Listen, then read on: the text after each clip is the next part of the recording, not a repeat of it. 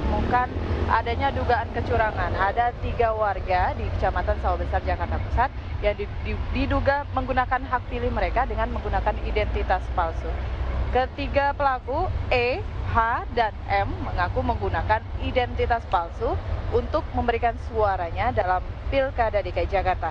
Salah seorang anggota Panwaslu, Muhammad Jufri, menerangkan ketiga pelaku bukan merupakan warga DKI Jakarta dan menggunakan identitas orang lain untuk menggunakan hak pilihnya. Jufri menjelaskan ketika ditanya petugas mengenai identitas mereka, ketiga orang itu tak bisa menjawab dan mengaku lupa. Petugas menjadi curiga dan menemukan kartu identitas dengan formulir C6 yang diajukan berbeda. Ketiganya akhirnya digelandang petugas ke kantor Panwaslu untuk dimintai keterangan.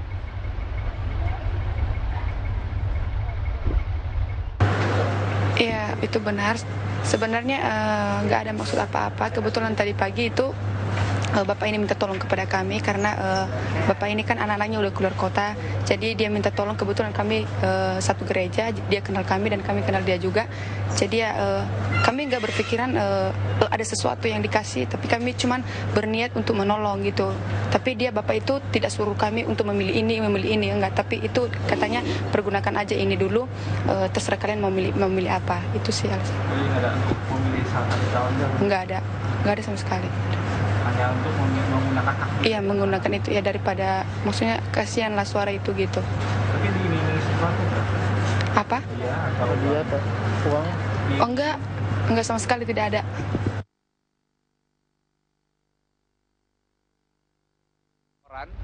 Sinyal parpol.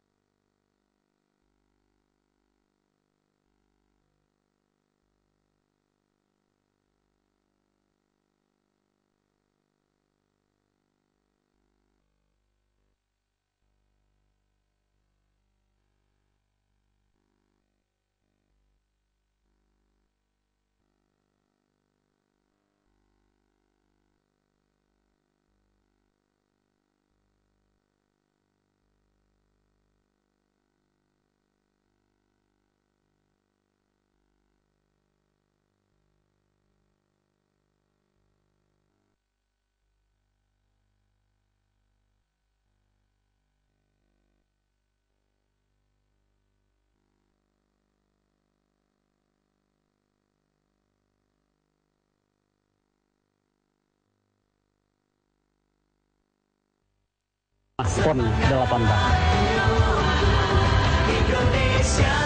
Hai pemirsa,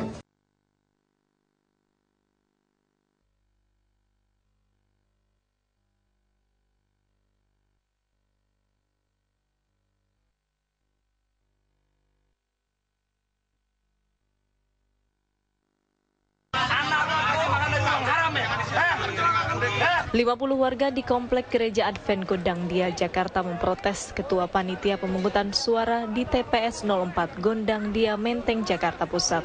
Loh, gimana? saya yang ngasih tahu izin di apa? Kalian berdua nih, mana sama ini? Aduh. Mereka protes karena ditolak mencoblos dengan alasan tidak masuk ke dalam daftar pemilih tetap. Warga marah karena pada pemilu kada putaran pertama mereka bisa ikut mencoblos.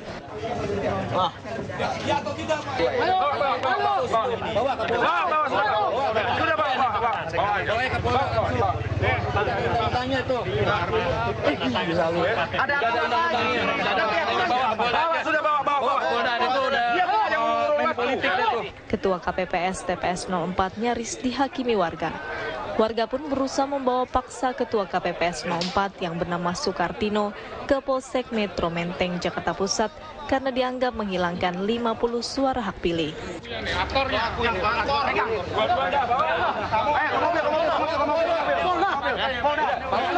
Jadi warga saya satu kompleks. Ya, putaran pertama kami Kompleks Gereja Advent di sini. Jadi waktu putaran pertama kami dapat bisa nyoblos. Sekarang hanya 5 yang boleh nyoblos, yang dapat panggilan, dapat dalam daftar. Dari 50. Yang lain hampir 50 orang. Hampir 50 orang. Ya, hanya 5 yang sekarang boleh nyoblos. Itu ada daftarnya? Ada. Bisa milih juga? Ada. Yang anehnya, bapak ada, istri, anak nggak ada. Satu rumah lainnya, anak ada, bapak ibu nggak ada. Untuk mengamankan jalannya pemungutan suara, puluhan personil polisi disiagakan di TPS 04 Gondang Dia. Warga akhirnya bisa mencoblos hanya dengan membawa kartu tanda penduduk. Dari Jakarta, Asben Benef, TV One mengabarkan. Langsung ke Pak Sumarno, apa yang terjadi kemarin ini, Pak? Ya, memang di lapangan ada banyak pernik-pernik begitu, banyak pernik termasuk kasus di Gondang Dia tadi gitu. Di tempat-tempat yang lain juga ada warga yang muncul namanya di putaran pertama tapi tidak ada putaran kedua. Juga kemudian juga ada yang sebenarnya memang sejak putaran pertama nggak ada, putaran kedua nggak ada, memaksakan untuk memilih. Bahkan ada juga yang sebenarnya bukan warga DKI memaksakan juga untuk memilih, itu ada juga di lapangan, memang banyak variasinya. Itu mereka memang tidak terdaftar di DPT atau ada AMIS atau apa? Penjelasannya Ya, seperti saya kira apa? ada AMIS ya, karena kalau namanya di putaran pertama itu ada, itu sudah pasti di putaran kedua itu seharusnya muncul gitu. Tetapi kan percetakan SDPT itu mungkin juga ada pas ininya, ada masalah-masalah teknis gitu, kadang-kadang loncat nomornya dan sebagainya itu, atau kemudian juga nyelip ininya itu ada. Tetapi sebenarnya kasus Gondang Dia tadi itu di DPS kan, di semua TPS juga kita sediakan DPS, daftar pemilih sementara, Pak, ya? Daftar pemilih sementara itu nama mereka itu sudah tercantum gitu. Nah, karena itu kemudian sebenarnya mereka juga bisa menggunakan hak pilih berdasarkan DPS yang ada itu gitu. Tapi kalau tadi diprotes juga bahwa di putaran pertama ada semua, tapi begitu kedua anak ada, orang tuanya nggak ada. Begitu juga dan sebaliknya, orang tua ada, tiba-tiba anak nggak ada. Nah itu salahnya di mana? Kan itu begitu DPT di putaran kedua berbeda dengan pertama itu. Ya itu kesalahan teknis dalam percetakan gitu. Tapi kemarin KPU segera setelah ada informasi semacam itu segera menyampaikan edaran bahwa kalau di putaran pertama itu ya ada namanya sudah mengambil pilih, maka di putaran kedua harus diberikan hak pilih, dan itu sudah dilaksanakan, dan itu saya kira berarti yang tadi protes mereka sudah bisa menggunakan sudah bisa hak dengan mereka menunjukkan KTP DKI aja sudah cukup. Gitu. Kalau dari Panwaslu, Bang Ramdan, ada juga kasus di Sawah Besar, itu ada pemilih fiktif tertangkap kalau salah 3 orang, itu bagaimana itu kasusnya? Yang tertangkap tuh 4 sebenarnya. Jadi yang tertangkap 3 dan satunya itu adalah yang menyuruh atau dalangnya itu. Jadi sebenarnya itu kami harus hati-hati sebenarnya ketika petugas KPPS datang dan kemudian menyerahkan C6, tidak bisa serta-merta kita percaya bahwa orang itu yang namanya misal Ramdansa ya, petugas KPPS adalah orang setempat, warga setempat. Dia bisa mengetahui yang namanya Ramdansa itu biasanya botak, kemudian ganteng, gitu kan, ada identik tanda gitu kan. Kacamata juga sering beda-beda kan.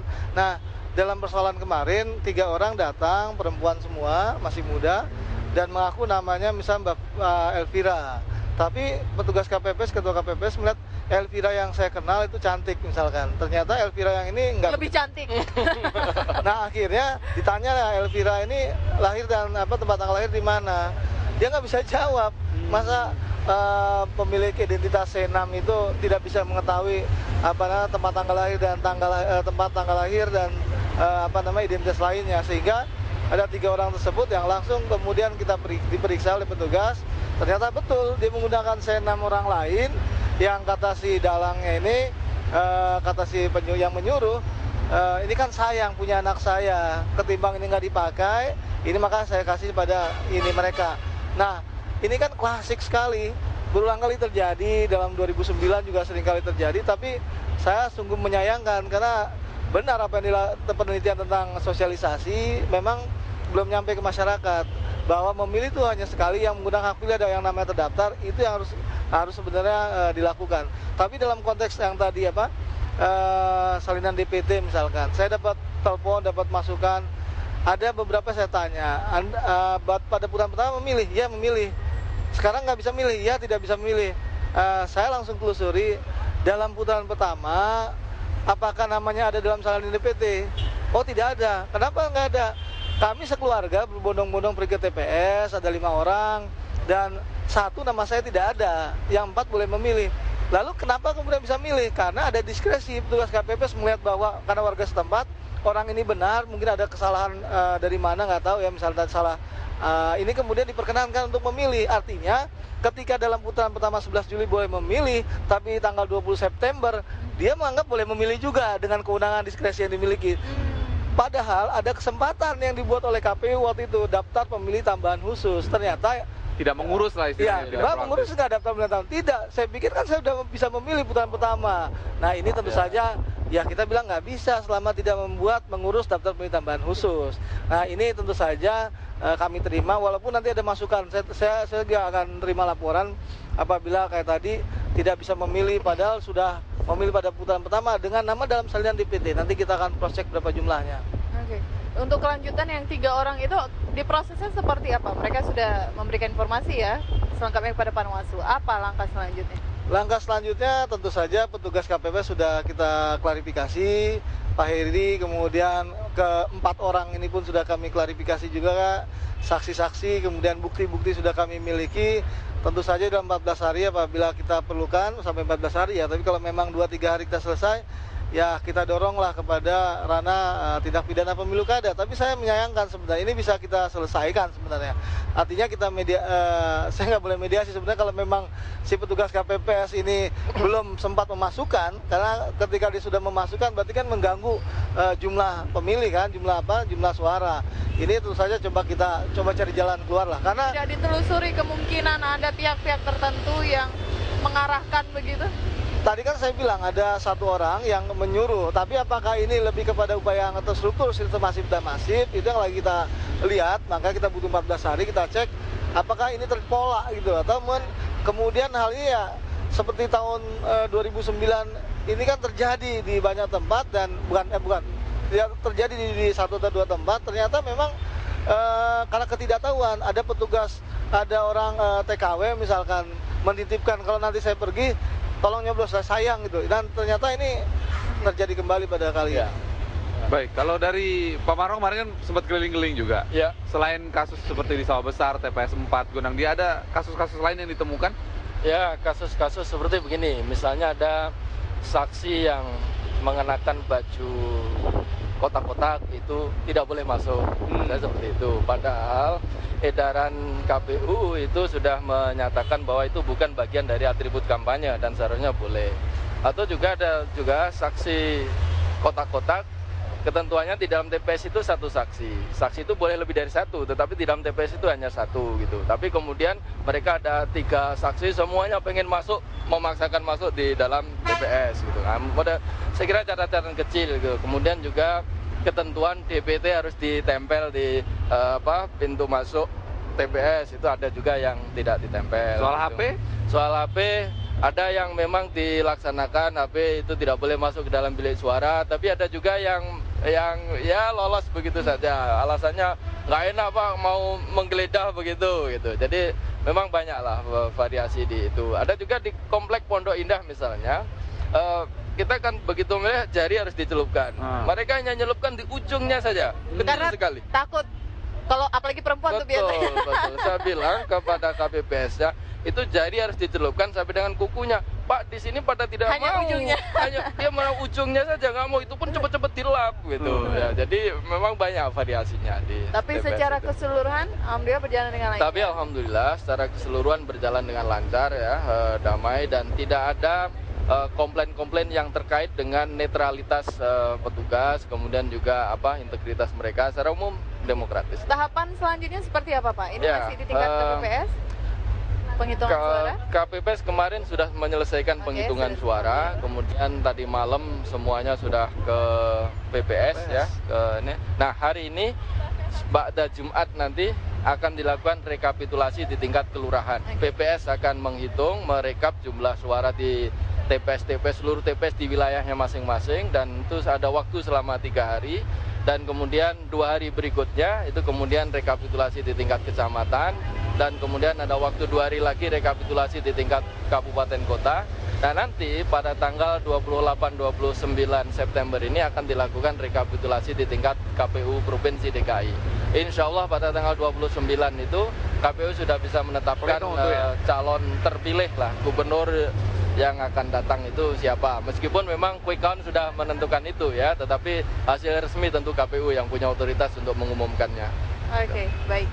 Kita jeda dulu pemirsa. Kami terima kasih Bapak-bapak waktu bersama kami. Terima kasih sudah mengawal proses ini bersama-sama. Kita berikan apresiasi juga nih KPU DKI berjalan dengan aman tertib, kemudian juga Bang Ramdan saya yang terus mengawal. Mudah-mudahan ini bisa menjadi contoh buat pilkada-pilkada ke depan sampai ke 2014 pada pemilu nanti. Saya boleh apresiasi nggak dengan untuk warga Jakarta yang sudah menciptakan ini kondusif, kemudian PPK, PPS, kemudian Panwas kami juga, dan juga ada aparat keamanan yang menciptakan ini kondusif, aman, tertib, jujur, adil. Mudah-mudahan itu doa kita juga bisa semua pemilu kada di banyak tempat berjalan bersama Jakarta. Dan yang penting juga diapresiasi adalah para kandidat. Luar biasa. Penghitungan resmi belum selesai, tapi kemudian Pak Fauzi Bowo sudah menyatakan selamat, dan kemudian Pak Jokowi menerima, minta maaf, dan mereka mau saling bekerja sama. Itu luar biasa. Saya pembelajaran kita beri apresiasi setinggi-tingginya kepada para kandidat ini karena luar biasa. Mereka benar-benar negarawan, benar-benar bijaksana dan berjiwa sportif begitu ya. Dan kita bangga jadi warga Jakarta. Bangga.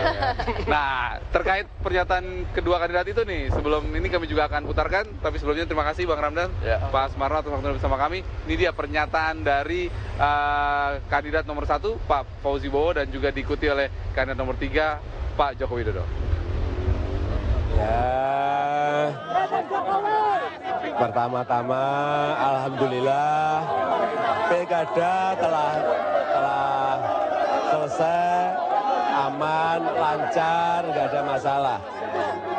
Kemudian yang kedua, saya ingin mengucapkan terima kasih yang sebesar-besarnya